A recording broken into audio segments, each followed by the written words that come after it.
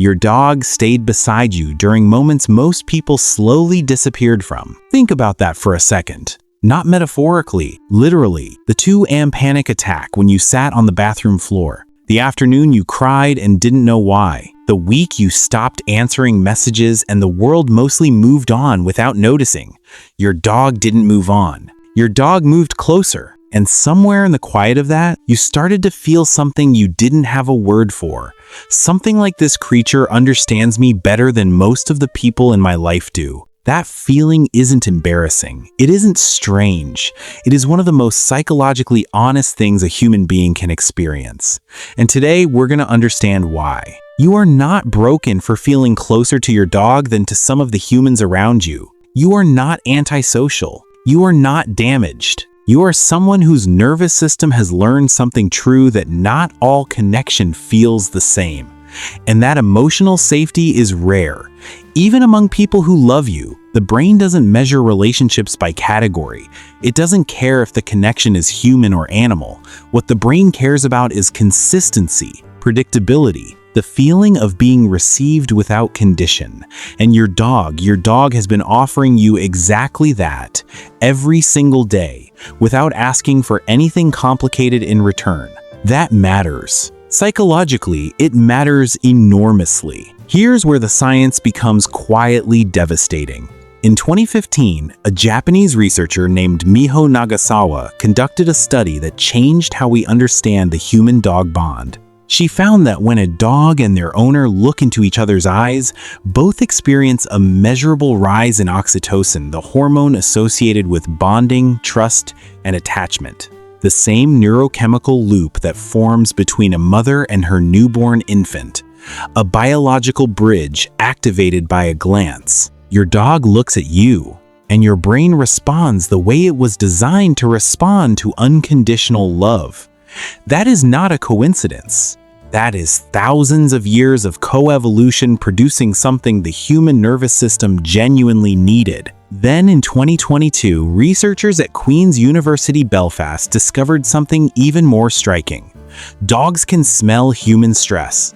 Not metaphorically, literally detect it. From sweat and changes in breath. In a study involving 4 dogs named Trio, Fingal, Soot, and Winnie, the animals identified human stress samples with remarkable accuracy. Before you say a word, before your face changes, before you've processed what you're feeling, your dog already knows, and they come anyway. There's a story from Japan, a real one. His name was Hachiko, an Akita dog born in 1923, owned by a professor named Hidesaburo Ueno at the University of Tokyo. Every morning, Hachiko would walk with his owner to Shibuya Station and wait. Every evening, when the train arrived, Hachiko was there, tail moving, eyes on the crowd. In May 1925, Professor Ueno went to work and never came back.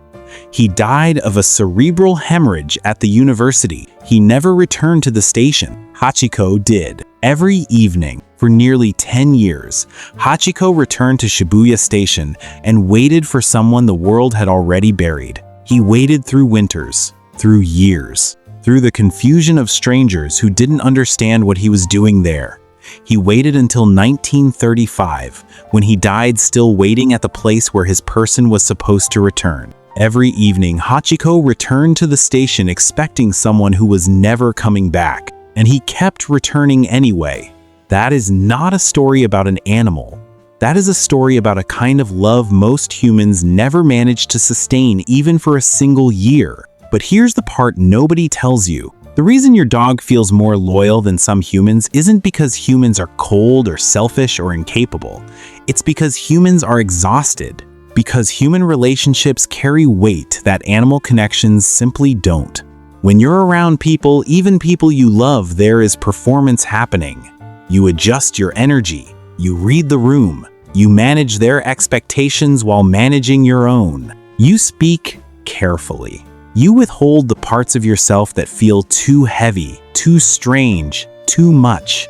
You show up as a version of yourself that the relationship can hold. With your dog, none of that is happening. Your dog doesn't need you to be in a good mood. Your dog doesn't track whether you've been texting back. Your dog doesn't carry a quiet record of the times you let them down. They receive you, the actual you, the unfiltered one, the one that's tired and quiet and not performing, and their response doesn't change.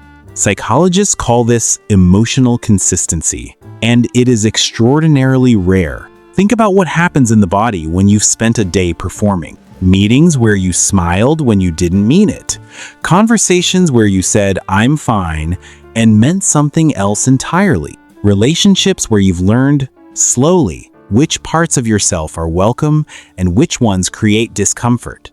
By the time you come home, your nervous system is running on fumes, vigilant, braced, waiting for the next thing to manage. And then your dog hears the key in the door. They don't evaluate how you walk in. They don't register the tension in your face and file it away for later. They simply respond with the same uncomplicated warmth they've offered every single time. Your nervous system, which has been alert all day, starts to settle. The vigilance loosens. Your breath drops. Your shoulders come down from wherever they were. This is not coincidence. This is regulation. Your dog has become what some researchers describe as a safe attachment figure, a relationship where the nervous system learns it can rest, where the question, "How will they react to the real me?" simply stops being asked. Because the answer has been consistent every single time. Your dog is, in a very literal neurological sense, a place your body recognizes as home. And this changes across your life. When you were younger, maybe you didn't feel the weight of human relationships as clearly.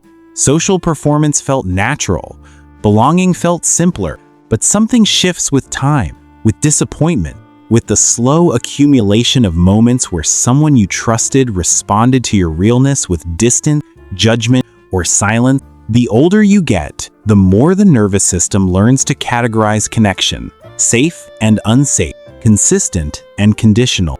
And the more experience you carry, the more your body craves the kind of connection that doesn't require you to be anything other than what you already are. That's not cynicism. That's wisdom. That's a nervous system that has been paying attention. What your dog offers isn't simpler than human love. It's purer in a very specific way. It is love without the negotiation, presence without the conditions, attention that doesn't shift based on what you produce, how you look, or whether you're easy to be around that day. Dogs often feel emotionally safer than humans because their connection is more consistent, more predictable, and completely free from social performance. There is no version of yourself you need to construct before you walk into that room. There is only you, tired, honest, unguarded, and a creature whose entire response to that is warmth. That is not a small thing. For many people, that is the only place in their lives where that is true. Maybe your dog feels more loyal than some humans because they stay connected to the version of you that isn't performing. The tired version, the quiet version, the version that sits in the dark and doesn't have the words yet, the version that isn't ready to explain itself or apologize or show up correctly. Most people in your life, even the loving ones, have a threshold for that version of you. A point where they grow uncomfortable, or pull back, or need you to return to the version they recognize. Your dog has no threshold. They sit with you in the version of you that nobody else stays long enough to know. And if that has made them feel like family, if that has made them feel sometimes like the most loyal presence in your life, that is not sentiment. That is your nervous system recognizing correctly what safety actually feels like.